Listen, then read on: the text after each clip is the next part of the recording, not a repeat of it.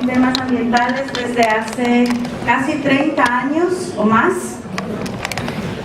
y recientemente dado seguimiento al tema de cambio climático, las falsas soluciones y el tema de los servicios ambientales. La sesión de hoy, que es una sesión sobre la financiarización de la naturaleza y cómo estos procesos violan los derechos de la naturaleza, hay que verla en un ámbito más grande, porque la financiarización es solamente un pedacito de lo que constituye los servicios ambientales y los mecanismos económicos de la nueva economía de la naturaleza. Los expertos y las expertas que nos van a hablar hoy, y de hecho también las testigos, mujeres, creo que va a ser una sesión solo de mujeres, nos van a hablar de por qué los servicios ambientales violan los derechos de la naturaleza con más detalle. Nos van a hablar de algunos casos como REDD, como la compensación de la biodiversidad, como el rol de los economistas, y vamos a ver algunos casos, como es el caso de Ecuador y el caso de Kenia, que ya fue presentado en Lima. ¿Y en qué consiste esta nueva economía de la naturaleza? Básicamente consiste en colocar a todo lo que son elementos, funciones, estructuras, relaciones, las culturas que están dentro, como que fuesen nuevas mercancías, que pueden estar o no en el mercado en sí mismo y que tienen varios objetivos, como por ejemplo, nueva acumulación de capital.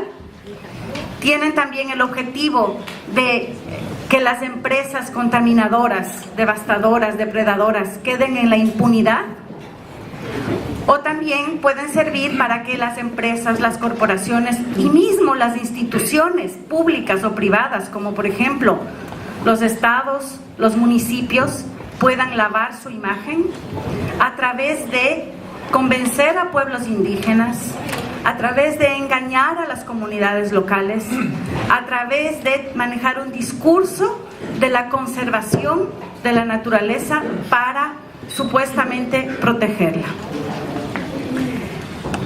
De acuerdo a la petición que me había hecho el fiscal y la fiscal en este caso, the prosecutors, es importante mencionar cómo era antes de que exista este proceso de financiarización de la naturaleza o de la existencia de los servicios ambientales o de esta nueva economía verde. En el caso de la naturaleza se limpia a sí misma, por ejemplo, a través del ciclo del carbono. La naturaleza, a través del agua, por ejemplo, puede recrear la vida.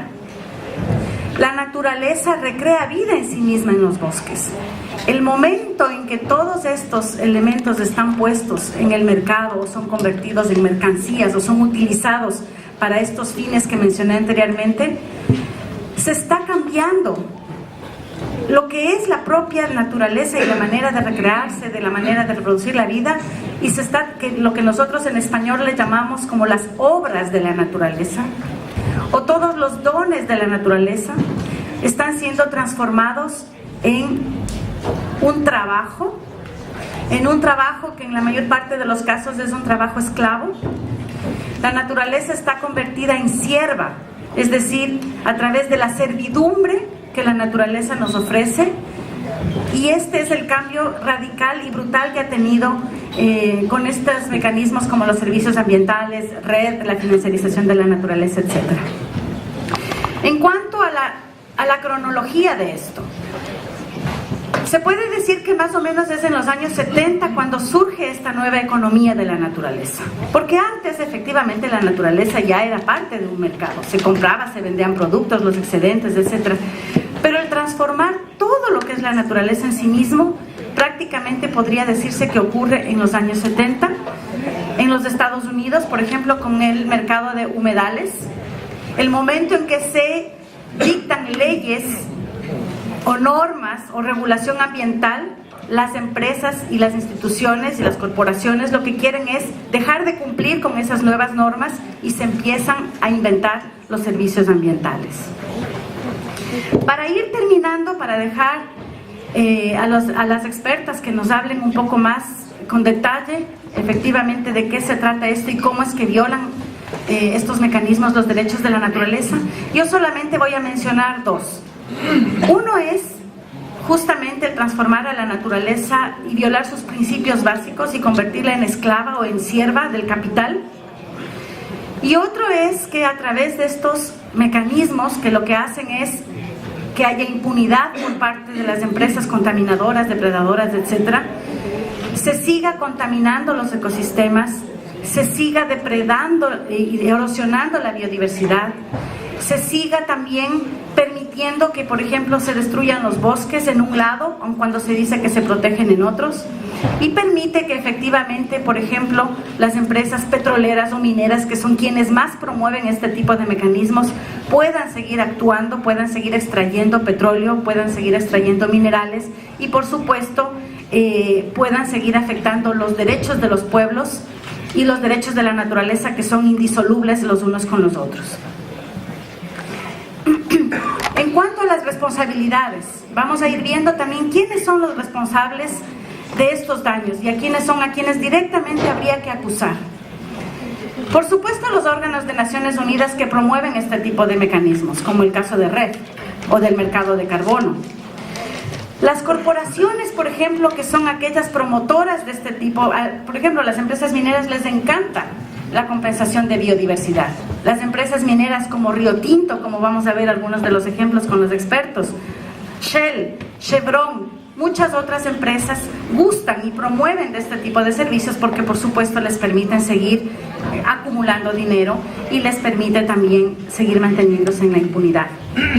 Las grandes transnacionales de la conservación, The Nature Conservancy, WWF, Conservación Internacional, Environmental Defense Fund y muchas otras con nombres y apellidos que, queriendo o sin querer, pueden estar también promoviendo este tipo de mecanismos, deben también ser señaladas por ser en parte responsables.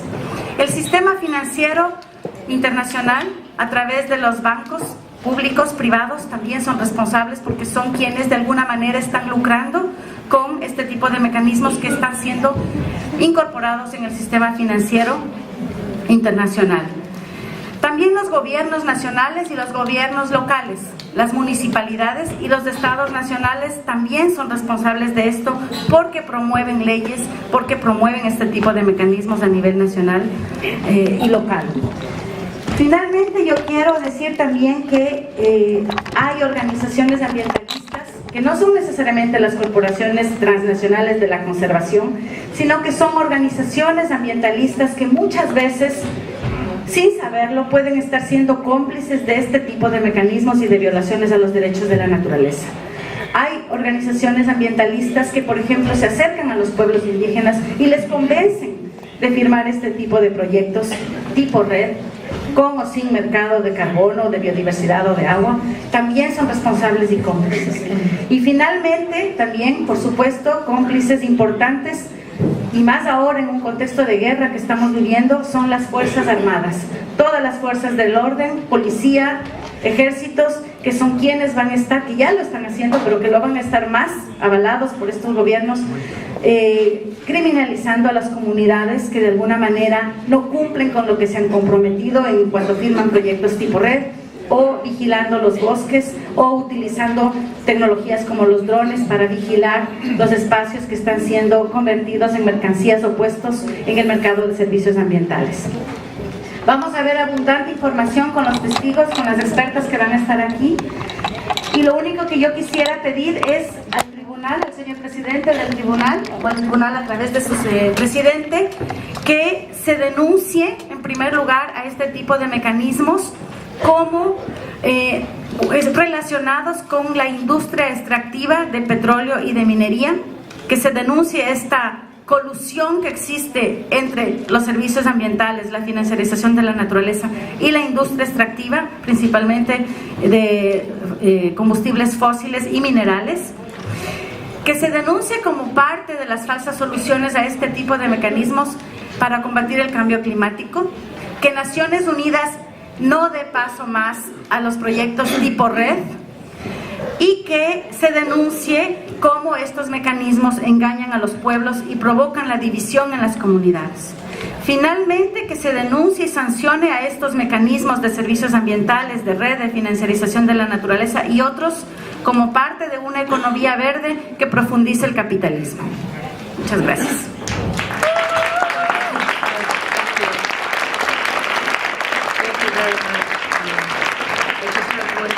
Would not mind identifying your witnesses and your experts. Sorry?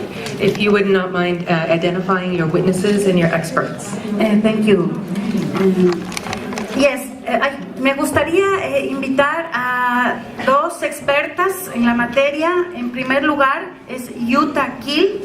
Ella es de Alemania y trabaja y colabora estrechamente con la red de bosques, el Movimiento Mundial de Bosques, WRM, con sede en Uruguay, y ha trabajado durante muchos años y ha publicado varios libros y varios documentos técnicos sobre este tipo de mecanismos, y es a ella quien le voy a pedir que durante 10 minutos nos explique cuáles son los problemas con ellos.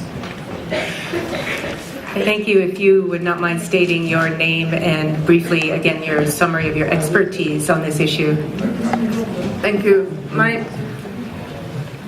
My name is Jutta Kiel. I'm from Germany.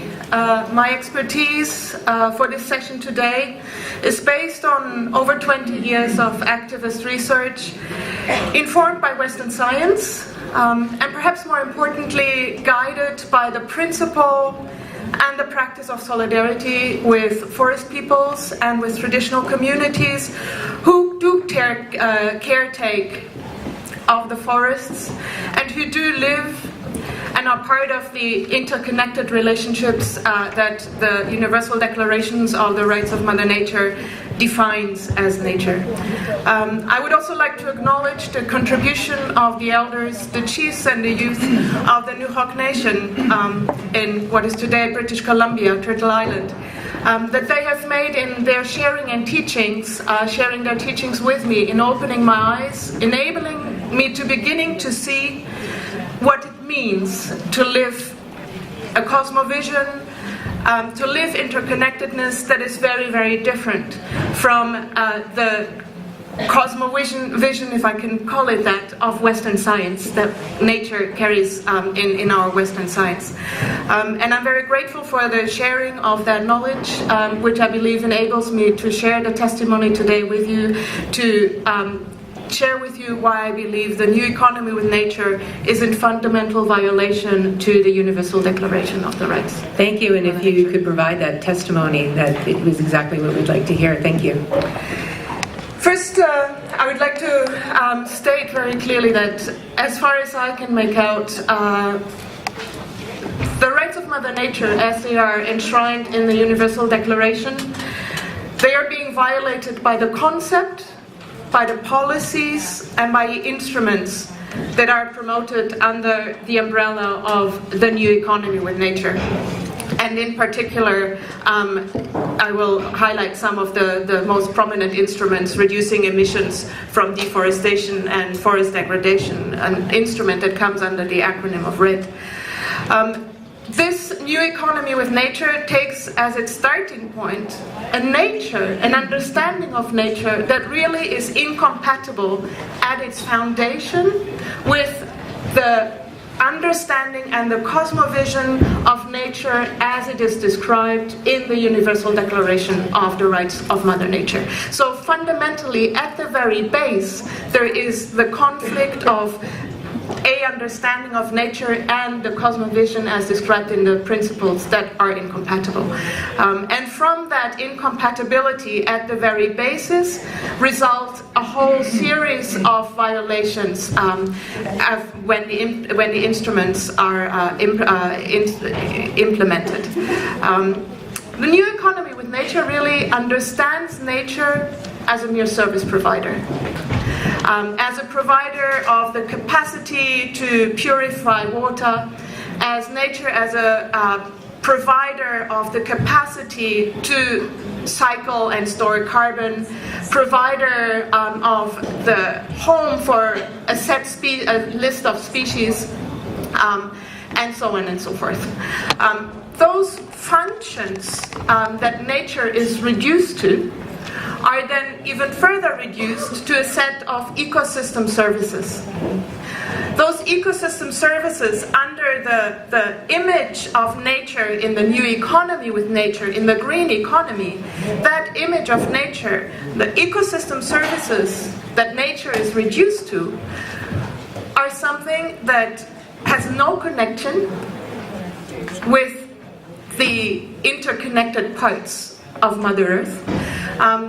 These ecosystem services are something that can be measured, that can be identified, that can be made equivalent, so that eventually an isolated ecosystem service in one place, let's say the carbon cycling capacity of a forest in one place, can be made equal to, equivalent to the carbon cycling capacity of a certain size of forest in another place. The beauty for the dirty economy that we have today in this concept is that it is possible to continue destroying in one place and pretending that no damage has been done either to nature or to the climate or to biodiversity, by saying somewhere else nature that otherwise would have been destroyed is saved now. So in balance, there is no damage. Net zero is a term that has been mentioned already today. That is the underlying principle, not zero anymore, but net zero. I would like to urge the judges to be very mindful of the big difference that comes from inserting 3 letters, net, in front of the zero. That really changes a lot. It in fact changes the basis of the environmental legislation that we're used to today, which is still based on zero, which is still based on limits. That legislation, with the new economy of nature, is being turned into net zero legislation, where destruction in any place that used to be protected and is being maintained can be justified as long as the promise in the form of a certificate is being presented that elsewhere nature will be recuperated, safe from being restored. And I would like to highlight that this new economy with nature doesn't only come in the form of transactions in financial markets, does not only come in the form of transactions on a carbon market. I believe it's important to state that it comes in at least 2 forms that are much more subtle and I believe much more dangerous. Let me briefly point this out before I'd like to go through a list of where precisely the new economy with nature is in stark violation with the articles of the declaration. 2 examples of how these new transactions happen. Rio Tinto, the world's biggest mining multinational, discovered ilmenite, the source of white paint in Madagascar. Unfortunately for Rio Tinto, there is a very rare forest on top of the ilmenite deposit. A rare forest that was very much guarded also by a lot of environmental organizations. Rio Tinto would have had a lot of problems receiving a mining permit for destroying this forest and extracting the ilmenite, had it not been that with the help of institutions like Missouri Botanical Gardens, Kew Botanical Gardens, and their vast collections of information about biodiversity, Rio Tinto could say, it is all right for me to destroy this unique, rare coastal forest, because I have found, with the help of those institutions, another forest that would have been destroyed, which now can be saved. And they receive the certificate. Or a municipality like Paris that says, we know how much carbon is being released, and we will find a community elsewhere that helps us save this. So for the last 2 minutes that are left, I would like to share with you, or to look with you at least a few of the articles from the Declaration, where it becomes very obvious at quick sight of how fundamentally this new economy with nature is in conflict with the Universal Declaration. I can Article 1 of the Declaration says that Mother Earth is unique, indivisible, and is made up of an interrelated community of beings. RED and the instruments of the new economy with nature are based on ignoring that very first article, because they assume nature as divisible, as being made up of units that are interchangeable and that have no relation to each other. So already there is in a violation of the second paragraph of the first article of the Declaration.